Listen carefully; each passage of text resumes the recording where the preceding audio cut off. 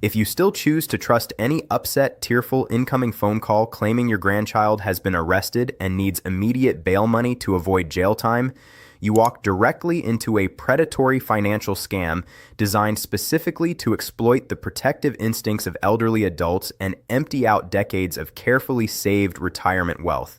This is not basic online safety advice or trivial household security reminders.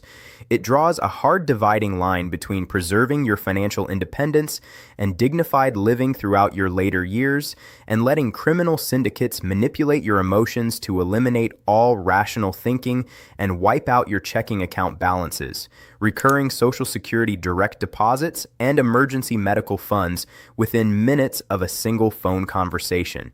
The FBI Internet Crime Complaint Center, alongside the Federal Trade Commission, establish an unbreakable official rule for every household across America. No legitimate arrest or court-ordered bail requirement involving your grandchild will ever originate from an unsolicited, cold, outbound phone call, demand complete confidentiality, and pressure you to submit irreversible payment within an unreasonably short time frame.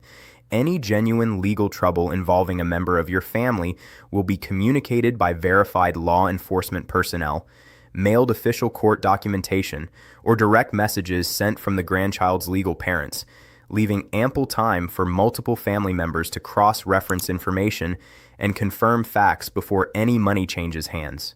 Any caller who prohibits you from hanging up the line to verify details with the child's guardians and pushes you toward rushed payment is running a textbook grandparent impersonation scam whose sole objective is stealing your fixed monthly pension income and life savings.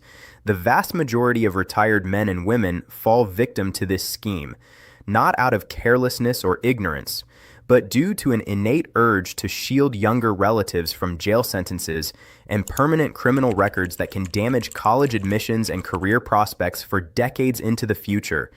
Scammers weaponize this sincere familial affection to flood your mind with overwhelming fear and anxiety, stopping you from pausing to fact-check the story before surrendering large portions of the money you set aside for old age.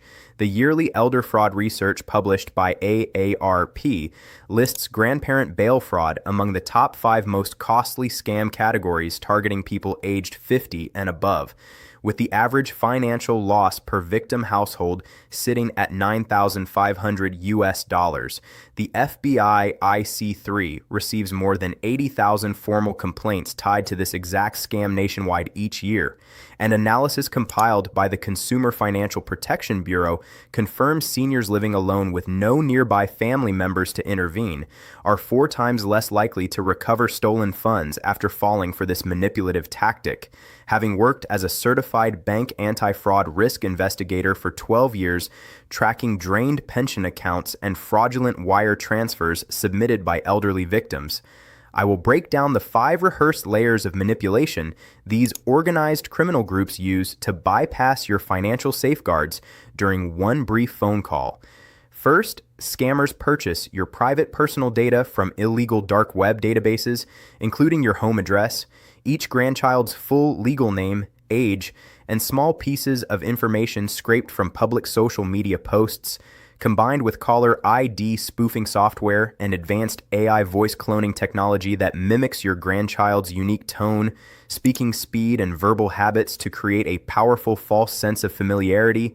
They alter the phone number shown on your screen to mimic the family landline, school front office line, or local police non-emergency contact number, building a layer of fake credibility that most seniors accept without questioning the source. You must fully understand every detail displayed on your caller ID can be cheaply fabricated using widely accessible digital tools, and no visible phone number can serve as proof the caller holds any official authority or legitimate connection to your family. Second, the pre-written script creates an artificially urgent crisis packed with intense emotional distress to trigger instant sympathetic panic. The impersonator speaks in a shaky, distraught voice to describe an arrest stemming from a physical altercation, traffic violation, or minor petty offense, stating county jail staff will lock your grandchild up overnight unless bail is paid within 30 to 60 minutes. They repeatedly outline long-term negative consequences, such as ruined college applications and closed career opportunities resulting from a permanent criminal record attached to the minor's public file, amplifying your personal sense of responsibility to resolve this fabricated problem without delay. This wave of fear shuts down critical logical reasoning, making you willing to follow any set of instructions to rescue the person you believe is your grandchild, facing legal punishment. Third, every version of this scam enforces strict mandatory secrecy to cut off all outside paths for verification.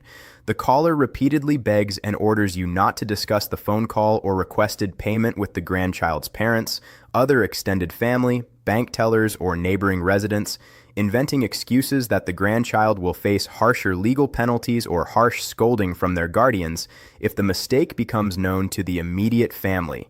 Framing forced silence as a personal favor you grant to spare your grandchild from additional trouble. This isolation tactic is the core mechanism powering the entire fraud operation, because one quick phone call or text message to the child's parents will immediately expose the fake emergency and end the scam before any money leaves your bank accounts or wallet. Seniors with no regular visitors inside their home lack a third-party witness to challenge the strange demand for confidential rush payment during stressful, unexpected phone calls. Fourth, scammers exclusively push payment methods stripped of all banking consumer protections and transaction reversal options. Official county court bail protocols accept cashier's checks, certified bank drafts, verified payments through official court websites or in-person cash deposits at the courthouse. With printed formal receipts, fraudsters never guide you toward these traceable, documented official payment channels. Instead, they demand anonymous Western Union or MoneyGram wire transfers, high-value retail gift cards whose PIN codes are read aloud over the phone line, irreversible Zelle peer-to-peer transfers with no formal fraud dispute window, or arrange for an unknown courier to collect physical cash directly from your front doorstep. Gift cards, untraced wire transfers, and in-person cash handoffs are prioritized above all other payment types, because once these funds are cashed out or resold on underground criminal marketplaces, banks and federal law enforcement agencies cannot freeze, reverse, or recover any money withdrawn from your pension and long-term savings accounts. Fifth, follow up secondary fraud targets, individuals who have already suffered an initial financial loss. Several days after the first payment is sent, a new caller will pose as a court clerk, defense attorney, or detective assigned to the supposed case, claiming extra mandatory legal fees and administrative court costs must be paid to finalize case paperwork and prevent extended jail time for the grandchild. Preying on your lingering concern for the young family member to drain whatever remaining liquid cash you keep stored inside your household.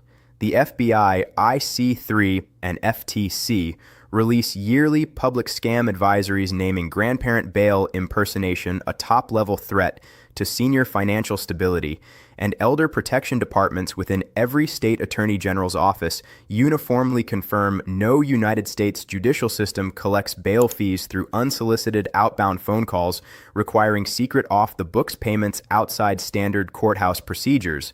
Licensed elder law attorneys registered with state bar associations confirm any genuine legal issue involving a grandchild will result in mailed formal court notices and first contact the child's legal guardians, never pressuring grandparents into emergency payments without written case confirmation and multiple avenues for cross-family verification.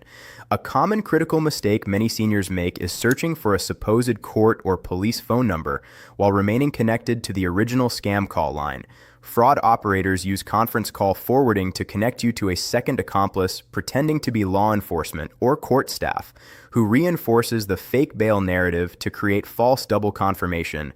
The only 100% safe verification method is to fully hang up the suspicious incoming call.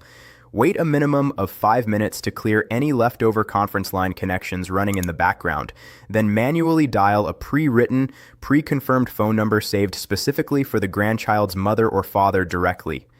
Never use any contact information provided by the unknown caller to check the alleged emergency situation, as every number they supply routes back into the same criminal scam ring rather than legitimate family or government offices. We reference a fully archived FBI IC-3 case file documenting a 78-year-old widow whose only sources of income were monthly Social Security pension payments and a modest savings account reserved solely for prescription medication refills and essential home repairs. She received an unsolicited landline call featuring AI-altered voice mimicry and spoofed caller ID displaying her grandson's household phone number. The distressed caller claimed the grandson had been arrested following a roadside argument and required $8,300 in emergency bail within 45 minutes to avoid overnight county jail detention and a permanent juvenile criminal record. Terrified this incident would permanently damage the grandson's university education and future career prospects, and given strict instructions not to contact the boy's parents to prevent increased legal penalties, the elderly widow followed every detailed instruction while staying connected via speakerphone during the entire drive to a local money transfer location, filling out wire transfer paperwork, and sending the full $8,300 amount withdrawn directly from her primary emergency savings fund. Immediately after the wire transfer was collected and laundered through anonymous channels, the incoming phone line disconnected completely with no way to reach the impersonating caller again.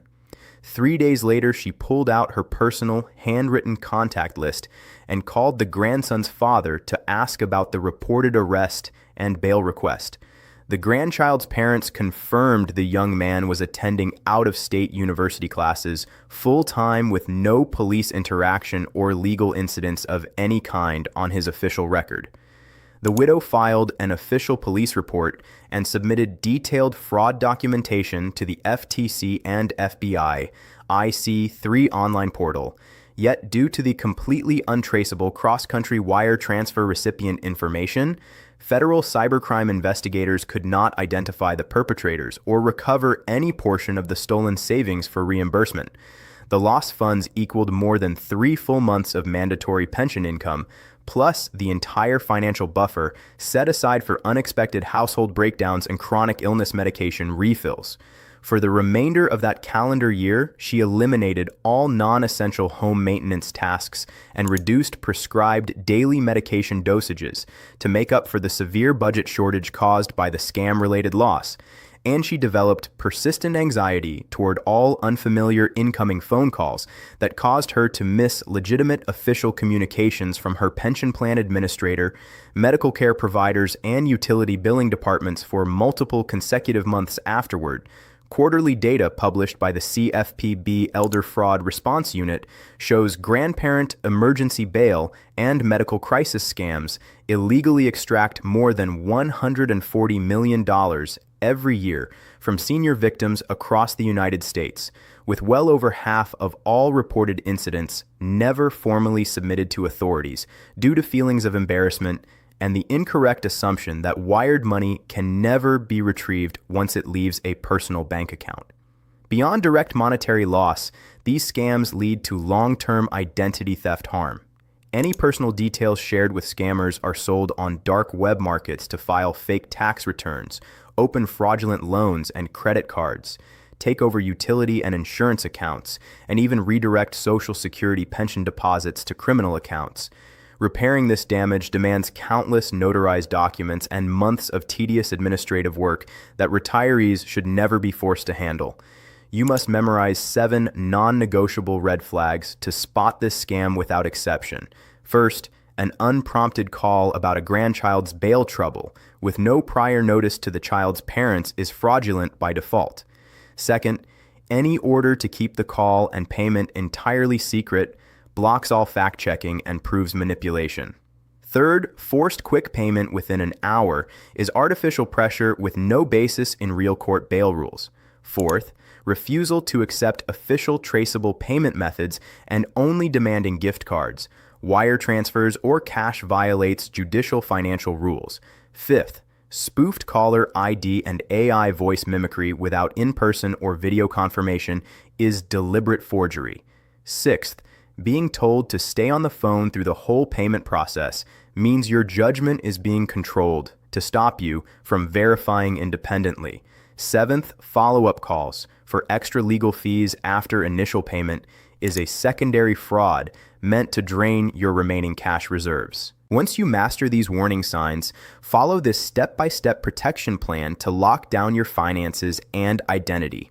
First, keep a locked notebook near your phone with only manually verified numbers for grandchildren's parents, bank branch, Social Security office, county sheriff line, and adult protective services. Never trust search results or caller ID during stressful, unexpected calls. Second, make a strict household rule. Never send money or reveal sensitive personal data to someone claiming family emergency until you confirm directly with the grandchild's parent using the pre-saved verified number. Inform caregivers, neighbors, and family members of this rule so they can intervene if they see you preparing to make suspicious payments. Third, hang up immediately upon receiving any distressing emergency call asking for bail or medical money. Avoid lengthy conversation and never press any keypad buttons on scam call lines, as inputting digits marks your number as a viable target for more scam calls nationwide. Fourth, visit your bank in person within 3 business days with ID to place written anti-fraud alerts on all pension deposit accounts. Turn on real-time transaction alerts for outgoing transfers and card charges above a small limit, and request mandatory in-person signature and ID check for all large out-of-branch wire transfers to block remote fraudulent withdrawals from your retirement savings. Fifth, register your landline and mobile number on the FTC National Do Not Call Registry via reportfraud.ftc.gov to drastically cut down unsolicited scam calls. Sixth, file a formal fraud report with the FTC and FBI IC3 every time you receive a scam attempt call or text, even if no money or information is lost. Collective complaints help law enforcement map scam operations and shut down criminal rings targeting local senior communities. Seventh, store bank statements, tax papers, social security letters, insurance documents, and contact lists inside a locked fireproof safe instead of leaving them exposed, preventing guests and delivery workers from gathering information to craft targeted scam scripts against you. Eighth, schedule an annual financial review with a registered fiduciary financial planner or licensed elder law attorney to audit account beneficiaries, authorize signers, and pension direct deposit routing information, ensuring no unauthorized parties have access to your finances or personal data. Ninth, share this scam breakdown with other seniors in your retirement community, senior center groups, faith circles, and neighborhood gatherings, as scammers often launch mass calling campaigns against entire residential areas, and widespread awareness sharply reduces scam success rates locally. 10th, if you have already sent money or shared personal information with scammers, do not delay reporting to local police and your bank.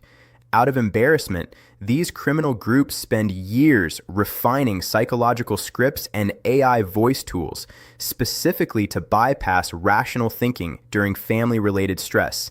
Being victimized is not a failure of your judgment. Freeze affected bank and credit accounts right away.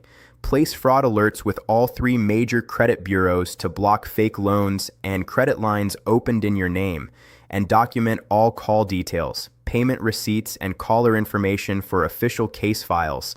Never agree to pay upfront fees to supposed fund recovery services that reach out later. These are just another round of theft to take whatever money you have left.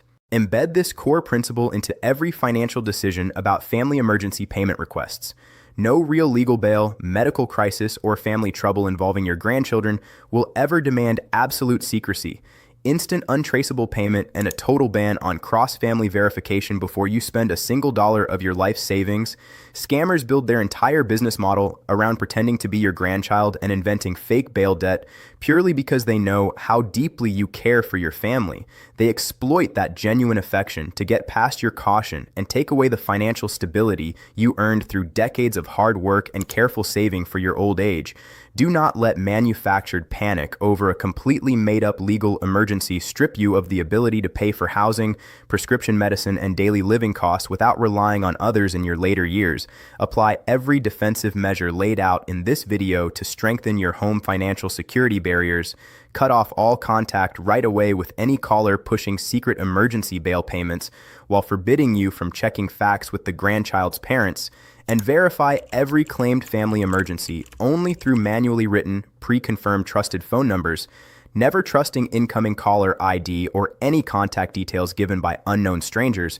Before ending this video, leave a comment below describing whether you have ever gotten a tearful call pretending to be your grandchild asking for fast bail or medical money.